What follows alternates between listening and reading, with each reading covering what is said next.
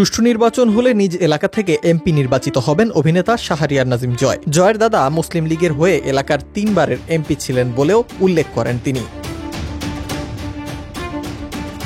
নুরুল হক নূরকে নিয়ে প্রকাশিত একটি সংবাদের ছবি ফেসবুকে প্রকাশ করে ক্যাপশনে এসব কথা লিখেছেন জয়। নূরের মন্তব্য, জনগণ বিএনপি জামায়াতকে ক্ষমতায় দেখতে চায় না বলে জয়ের শেয়ার করা সেই সংবাদে উল্লেখ করা হয়। জয় লেখেন, জনগণ ক্ষমতায় দেখতে চায় আমাদের নূর ভাইকে। অবশ্য উনি যদি ক্ষমতায় আসে সবচেয়ে খুশি হব আমি, কারণ উনি প্রথম প্রতিবাদী ব্যক্তি যিনি মানুষের কাছে সরল ইমেজ নিয়ে ভালোবাসার এবং মানুষের কণ্ঠস্বর হিসেবে গ্রহণযোগ্য হয়েছেন, কিন্তু জনগণ সম্পর্কে কারো কোনো আইডিয়া নাই। জয় উল্লেখ করেন, সুষ্ঠু নির্বাচন হলে শতভাগ বিএনপি ছাড়া আর কারো কোনো অস্তিত্ব থাকবে না। আবার ঠিক উল্টোটাও হতে পারে, বিএনপি যে ভাবছে তার উল্টো ঘটনাও ফুটে উঠতে পারে।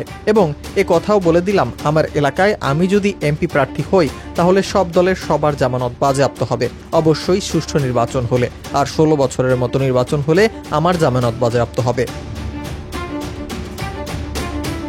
স্ট্যাটাসের শেষে জয় লেখেন, আমার দাদা ওই এলাকার 3 বারের এমপি ছিলেন মুসলিম লীগের এবং আমার চাচা 98% ভোট পেয়ে উপজেলা চেয়ারম্যান ছিলেন। বর্তমানে তিনি শরীয়তপুর জেলা বিএনপির সহসভাপতি। আওয়ামী লীগের আব্দুর রাজ্জাকের ছেলে।